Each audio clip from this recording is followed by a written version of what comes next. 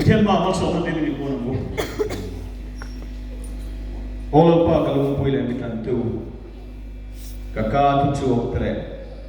ka thin lunga ngai to na hi imit bo long tla takin om ro se iswami kan dile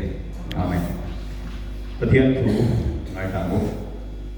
zo na bung ka sang khat le chang song pali thu ka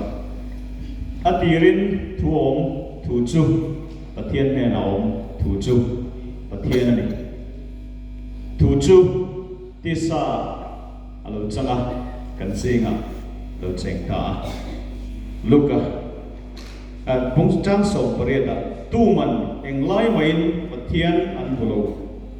afa pamal nei pa ang chunga om ngei khan a chan chin a shil to ani luka bung mi chang so pathum le chang so pali tin thok le khatan thok le khata van dir ko ne na chuan vana mi pui an lo siama Pathian foka chungnung vera Pathian ro pui takin om ro se le chunga long em mi sing te ne na rem thu le ro se antia. I would like to acknowledge the presence of those who do not speak Mizo in our midst this evening. The Bible reading has been taken from John chapter 1 verse 1 and 14 and Luke chapter 2 verse 13 and 14. I'm not going to be able to speak in a language you can understand, but I hope that somebody sitting next to you can make you understand. So now here, kita toy kan soido na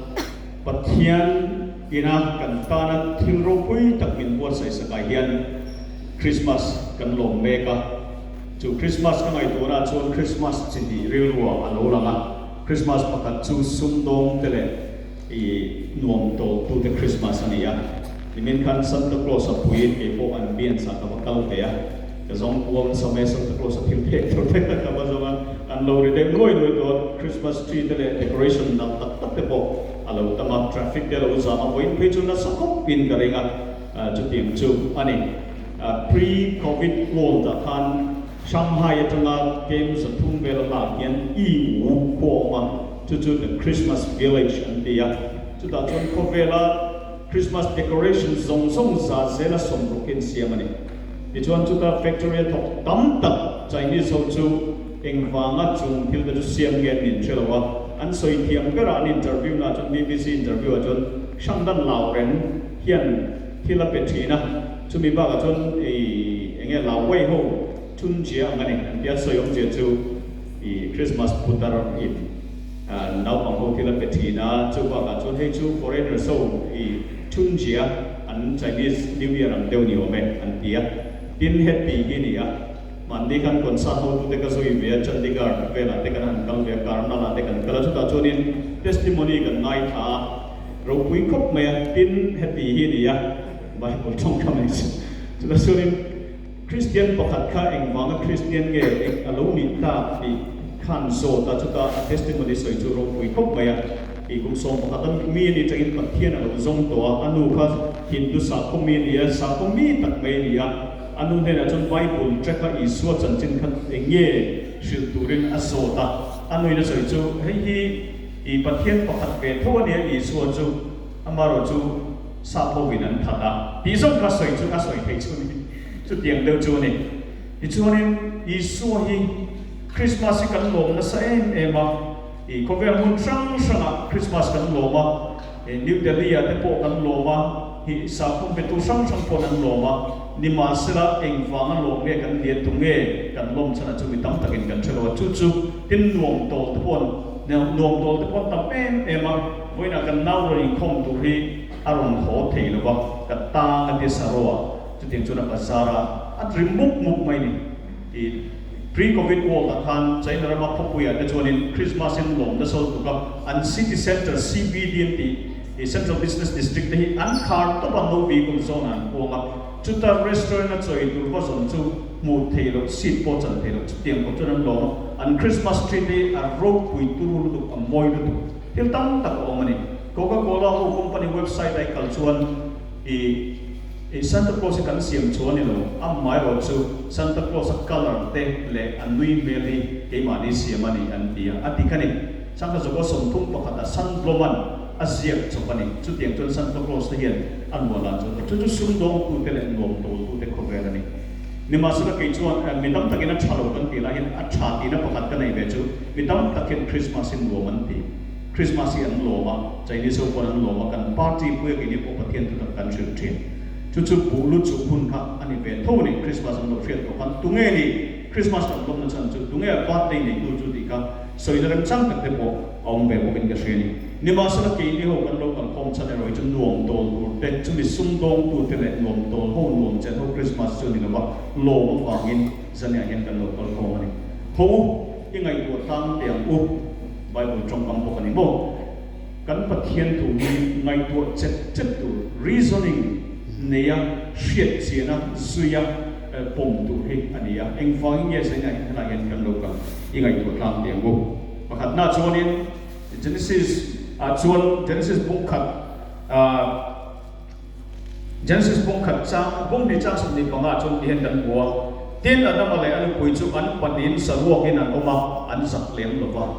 saruak in an oma khai den wala kan an sak lo ni saruak in an om ti hit bung ni kan voi ni lai in sia ka apoi mo le ni pathian in adam ale el ki saruak ka sim kan unperfect and fam ke ma eng ma pel turom lo eng ma pai turom he lo an fam ke mani an zak lo zana tu pakhat ma lo pathian e siam dan ni achan chu an thin nu ma pathian ne in lai chin nang he dong wa kan an secure an hima eng ma lo thol turom lo thuk turom lo zak turom lo security chu pon lam thil ni lo gen chung ri la yen o mani ti chuanin setanan bum tu lo kala bum tu ina zona a zoma sakper chu e pathian in heng thing ra thei e lo tu ra ti e lo mo zona a question ni pathian thu pek le pathian thil siam dan ka a question tir ko tani dau cho pe ni rin le na pe ni chumi chang chuan theira e lo tu ra ti kha an lo e ta a chumi wang chun chu in som na in lai chin na nasataka in mai na intimate passionate relationship chu alo ke chet ta ka wangin chuda chun setanan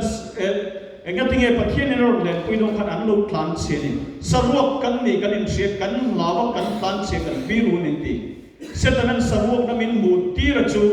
ti sa mi ta sarwak kan ni ang kan in ngai na ni pathian in sarwak min siam ta chun fam kim na om setanan sarwak na min ti min mu ti ra ro chun tharau mi da te ra pathian chu kan mu thei to lo wa ti samita kan in na chun nei velo tling velo tok so lo kan in ngai chi na pathian ne na kan relationship chet to wangin chuin som na chu a chet do ni rem na om to lo kha eden huan kha ra ni to khan dai shem to na velen to pathian le mi sing hi zai ka ta chuang dun thei to lo wa mit long kon kan mu thei to lo wa thi na la chen na som som a lo khenga ni amaro chu pathian hian tu ma ne ya chu Exodus bung som ko ko kan mua Exodus bung som ko pathian chu sinai tlang aron kal do na Israel ho kal lo nai ro ti ni ma sam tu man tlang khoi su ti pathian ka khoya piam atlang thing ne po khoya piam ka an thi the ne Exodus bung som tu pathum ma chun mo se chuan pathian ne na itu eng imit ka tun si chuan iro puina som som min mu ti ro ti pathian sa na chu tu ke mi mua nong thei reng tu ba nong lo ti pathian ni mit lo ngam mua nong thei te pathian ni khoya nong thei tu ma nong lo an thi thi ne jaga pon pathian a bo na pelial mo na kan zinga han tho chuanin e pathian chu mai chana e ka mua ni ma sa kan nun nei zoin a om sian ni makati ni pathian ne mi sing hi eden huwa na changa relationship a chen no kan zai ka da kan long dun thei ni ma sa kum zasari isu pian ma kum zasari kal ta khan Isaiah de chuan lo soi to Emmanuel chu kan ne na pathian om tur chu alo piang don ni kan tan no pang alo piang fo pa pe kin kan om ta Isaiah bong mu ko chang lu te kan mu Ezekiel a ko an ni chu kam mi ten ni nga an ne na ka chenga ki te pon alo soi ko bane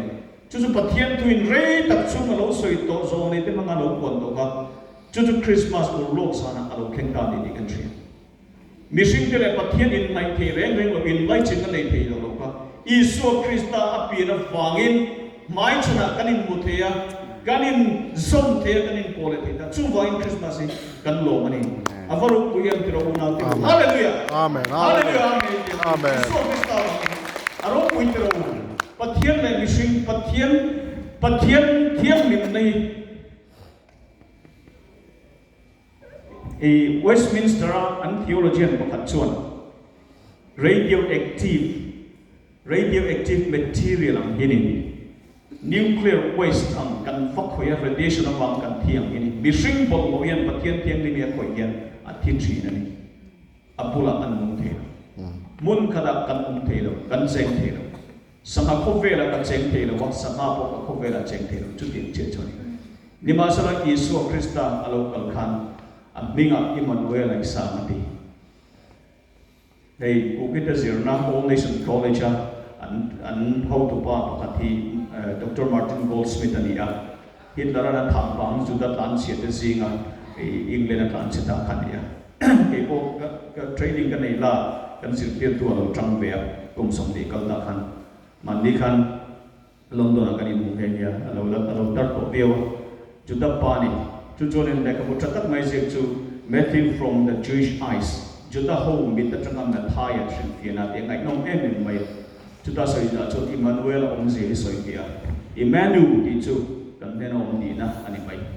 el itu Eucharistic text ada kan buah, bila ni sapatian ping soalnya ni el tian pangtin, tian hela Arabik tu apa Allah tian panga. Allah itu Muslim ho ummatin Arabic tongin patian ju Allah no didotin al el ai nangani atong lama atong dichuan ju el la ju imanu ina ronin siama chu mim je ju kan nena cheng tu rin aroin pe ni patian nai thelo amu piang tan le aphoya piang tan thi na patian thiang ni makha Isu Krista bangin kan nena aro cheng Amen. Tujuh patian ni, tujuh desa lo changa kan singa alo cengta. Wow. Kan singa alo cengta dia agrek cuma tu exponent ini. Cumi tu asap cuma tu pitch his tent amongst us. Kan singa puani nak kaya alo cengta ini nani. Tujuh desa changa kan singa cengta. Yesu an soi tu an singa kan cengta. Cuma itu an mania ka omamati. Korinthon ni akan kan buah, kat hian kan buah ni Korinthon ni nak cuan. Lomai tu lomang patian tui. Patian ini anmania kau manga, anmania kan leng buka. Tiada patian kan ni yang anlipo kami te aniang te. Amen. Anmania kau manga, ansinga kau manga. Patian kau te lo ka. Isu Krista Emmanuel fangin nang ma cenduk. Kema cenduk. Cucu ni Christmas tu. Tiang tangeng mana ni? Nau tehi abuang na tui bang cabin kan pai chuak palang di kan sapu tu vengan. Don't throw the baby away with the bath water. When again kan nau teh biang aja. Christmas tree tehi Bible pakat mau. Heng song hi pakat mau. Atu macu in laicin na relationship restoration ka pakian tu ni. Emmanuel fangin cucu heng dia. Apa tu kan koi dia kan len tu pui. That's the message of Christmas. Christmas menjadi cucu ni. In laicin na get cetok. Isu fangin kan ni cucu dong, jangan kan long, kan tim longin cucu kan long. Apoi kesya.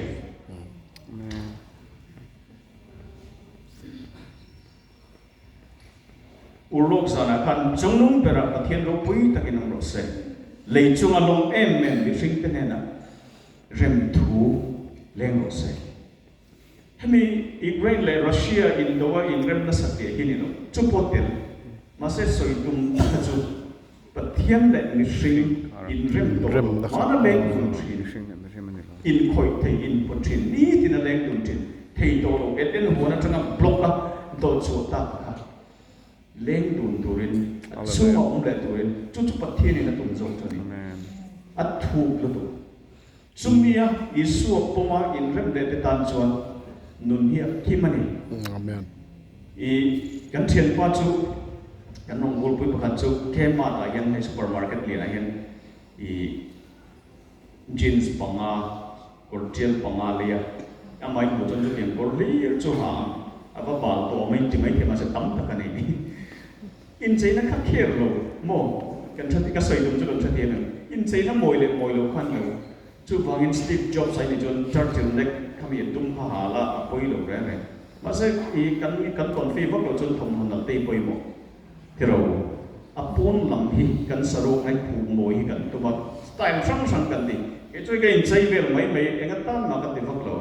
thì cả zoom lại kanin còn sắp lộ cái lộ hà mình care khóc mệt tụi tên một chút cái xây đâu mình tụi sắc tụi tên nhiều con môi rồi em lấy trái qua rồi tên hey lúc này anh ta có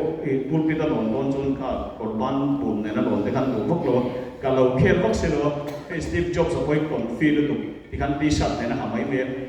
thì ba chú hậu sao mà sẽ về chơi hồ em gần thì mấy mẹ hậu sao lâu tây thì chơi ngay chút rồi các sợi tụi mình chú samari mấy chân hè là cái này số khan chung ra là cái tụi nung lưỡi ông chuan cái tuần thế cái nó chích cho bọn thì chú vong in tụi đằng cái choi tổ là Amen, amen. với đại hiện Isu Christa nang ma